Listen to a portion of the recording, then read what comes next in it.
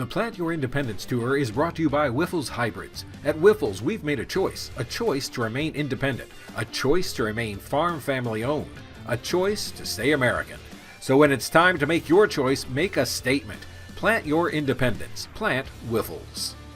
Illinois farmers who dodged the rain last week made some major planting progress. According to USDA, 74% of the state's corn crop is planted, 3 points behind average, but a 20-point jump in just a week. And on soybeans, 67% is planted, which is 3 points ahead of the normal pace. For our final planting tour stop of the year, we caught up with one Illinois farmer who could have started planting in March, but opted to wait, and now he's happy he did.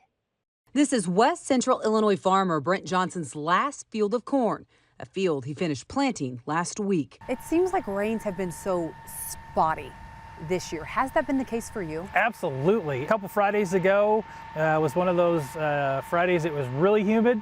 We had a pop-up 6/10 shower right over our shop at Ashland in 35 minutes, and it didn't rain literally anywhere else. Mother Nature also turned up the heat last week, a crucial ingredient to propel emergence in this freshly planted field. Well, we'll take the warm temperatures. I mean, frankly, we're going to get this corn out of the ground that we're planting, and the soybeans, depending on how deep we plant them, but 5 to 7 days, that's perfect. And that's also where we think some of our May yield benefit has come from, getting that corn uniformly out of the ground and quickly. We visited Johnson on Monday last week, missing those spotty rains. He also finished planting soybeans on Tuesday. It's a time of year Johnson doesn't like to rush. Instead, he caters his fertilizer to each field's needs. Planter applied fertilizer that's just 32% UAN and ammonium thiosulfate mixed together at a ratio farm by farm, whether we're using elemental sulfur or supplementing other ways.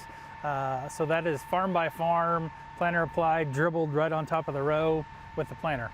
So what do you change up field to field? Because you said it's not the same, it's farm by farm. What do you change up everywhere you go? Everything. We'll change the ammonia rate, whether or not we use in-serve, based on if the field has tile, doesn't have tile, and then what our yield goal is. And then also, as we get later in the calendar, we'll lower our nitrogen rate because of the good prairie soils that we're blessed to farm will give us more back. Field trials aren't an afterthought. Instead, they've become a pivotal part of this Illinois farmer's planting routine every year. I got that addiction from my father. My father was an early adopter, which I'm blessed to have, but also he has a lot of trials. We have a trial literally in every field. And when it comes to fertilizer, the lessons have been not only valuable, but surprising. A couple years ago, my father challenged me with how much nitrogen I was putting on. 20-year-old Brent would have dug my heels in and said, no, you're wrong. But 40-year-old Brent said, well, okay, let's figure it out. And we are learning that we are getting more nitrogen from the soil, and that all this fancy stuff we're doing with the planter and everything else that most of the time slows us down is not necessarily the best ROI.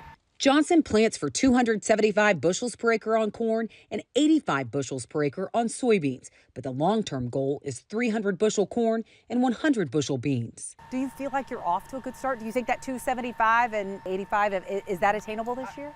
Well, I agree. I think we're off to a great start. I think that is attainable.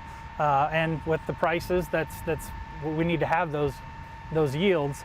Johnson says with a strong start, he's neutral to bullish on the year as he hangs on to hope that crop prices will improve while controlling what he can. Well, it has not been a picture-perfect planting season everywhere. We talked about it in roundtables, but from southern Illinois and Indiana to Ohio to the Mid-South, they cannot catch a long enough break from the rain to get this year's crop in the ground.